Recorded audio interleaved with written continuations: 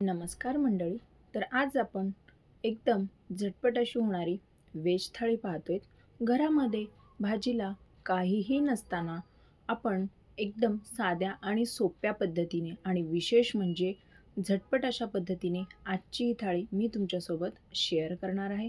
घरामध्ये भाजीला काहीही नसेल तरीसुद्धा अचानक घरी पाहुणे जरी आले तरी आपण ही थाळी अगदी सोप्या पद्धतीने बनवू शकतो आणि पाहुणेही खुश आणि तुम्हीही खुश. तर मंडळी, चला आपण लगेच रेसिपीला सुरुवात करूया. तर इथे मी सगळ्यात आधी आपल्याला काय करायचं आहे, तुरीची डाळ घ्यायची आहे. तर इथे मी पाऊण वाटी तुरीची डाळ घेतलेली आहे. तर याला आपल्याला चांगलं असं स्वच्छ धुवून घ्यायचं आहे आणि निवडून घ्यायचं आहे. त्यानंतर इथे आपल्याला कुकरला ही डाळ शिजवून घ्यायची आहे. तर त्यासाठी आपल्याला सगळ्यात आधी ही डाळ चांगलं अशी स्वच्छ धुवून घ्यायची आहे.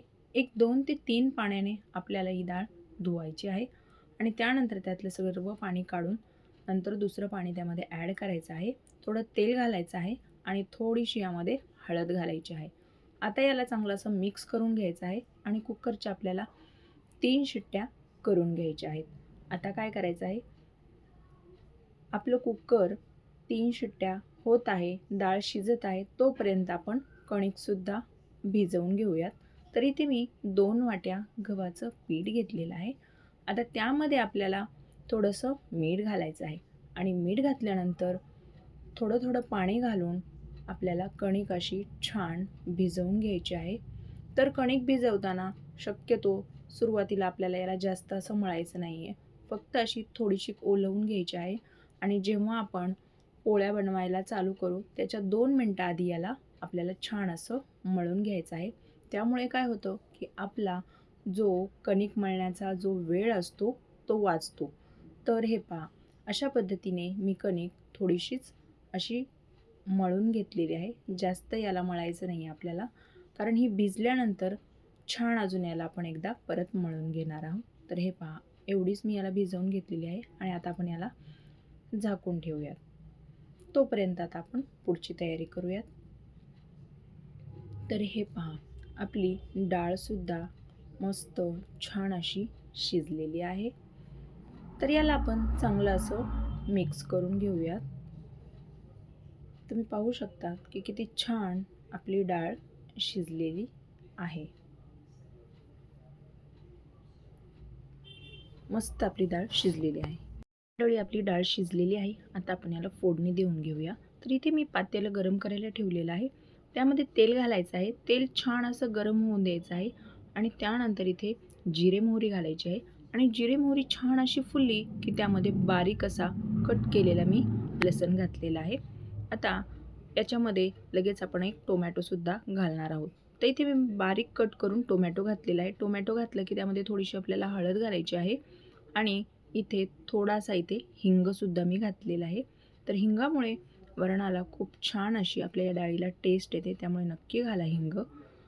आणि बारीक कट केलेली कोथिंबीरसुद्धा घातलेली आहे. आता याला आपल्याला कमी गॅसवरती छान असं टोमॅटोला मस्त असं परतून घ्यायचं आहे. आता त्यानंतर इथे मी छोटा 1 चमचा बारीक किसलेला खोबऱ्याचा कीस घातलेला आहे आणि इथे 1 चमचा लाल तिखट घातलेला आहे. आता लाल तिखट घातल्यानंतर आपल्याला याला परत एकदा चांगलं परतून घ्यायचं आहे. छान असं आपलं टोमॅटो मॅश झालेलं आहे, तुम्ही पाहू शकता. आणि मी अजून यामध्ये थोडीशी कोथिंबीर ॲड केली आहे. तर मंडळी, तुम्हीसुद्धा या पद्धतीने नक्कीच एकदा ही डाळ बनवून पहा. खूप टेस्टी बनते आणि झटपटसुद्धा होते. तर आता इथे मी शिजलेली डाळ यामध्ये आपण ॲड केलेली आहे. तुम्हाला हवं तेवढं यामध्ये तुम्ही घट्ट पातळ ठेवू शकतात आणि शक्यतो यामध्ये गरम पाणीच घाला. आणि आता यामध्ये चवीनुसार मीठसुद्धा घातलेलं आहे. आता याला चांगलं परत मिक्स करून घ्यायचं आहे आणि छान अशी एक आपल्याला याला उकळी काढून घ्यायची आहे. तर हे पहा, अगदी साध्या आणि सोप्या पद्धतीने, अगदी झटपट अशा पद्धतीने आपली डाळ ही बनून तयार झालेली आहे. तर आता आपण पुढची तयारी करूया. तर इथे मी कुकर घेतलेला आहे आणि त्यामध्ये आपण आता भात बनवून घेणार आहोत. तर इथे मी 1 वाटी तांदळाचा भात करत आहे. त्यासाठी इथे 1.5 वाटी पाणी घातलेलं आहे आणि थोडंसं मीठ घालायचं आहे चवीनुसार आणि थोडंसं तेल घालायचं आहे.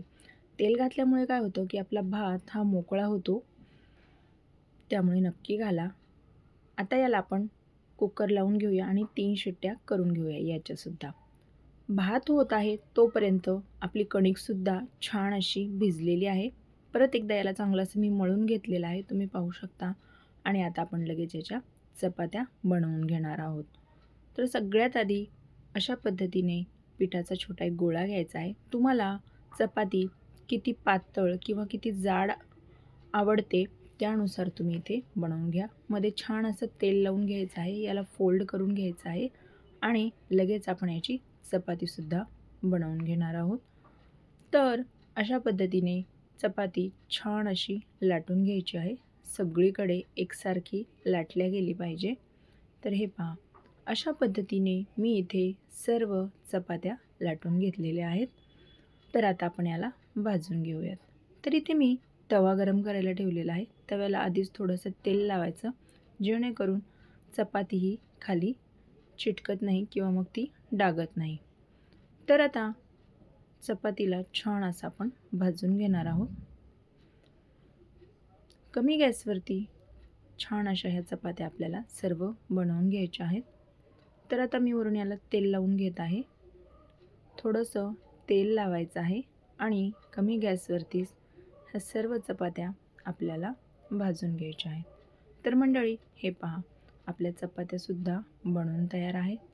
तर मंडळी, आपली घरच्या घरी आणि एकदम सोप्या पद्धतीने झटपट होणारी अशी थाळी तयार झालेली आहे. तर अचानक घरी पाहुणे जरी आले आणि आपल्याकडे भाजीला घरामध्ये काही जरी नसेल, तरी आपण या पद्धतीने अगदी सोप्या पद्धतीने ही थाळी बनवू शकतो. तर यामध्ये मी डाळ, भात, थोडंसं दही घेतलेलं आहे, कांदा, लोणचं, आपल्या घरामध्ये तर चिवडा असतोच किंवा मग तुम्ही कुठलीही कोशिंबीर बनवू शकतात, गाजर, अशा पद्धतीने आपण ही थाळी बनवू शकतो. तर मंडळी, तुम्हाला आजची ही थाळीची रेसिपी कशी वाटली हे कमेंटमध्ये मला नक्कीच कळवा. आणि व्हिडिओ जर आवडला असेल तर व्हिडिओला एक लाईक नक्की करा. आणि जर तुम्ही चॅनलवरती नवीन असाल आणि अजूनही आपल्या चॅनलला सबस्क्राईब केले नसेल तर पटकन सबस्क्राईब करून घ्या. जर तुम्ही हा व्हिडिओ फेसबुक पेजवरून पाहत असाल आणि पेजला अजूनही फॉलो केले नसेल तर पेजला नक्की फॉलो करा. तर चला मंडळी, पुन्हा भेटूया अशाच एका तुमच्याच आवडत्या नवीन रेसिपीसोबत. तोपर्यंत धन्यवाद.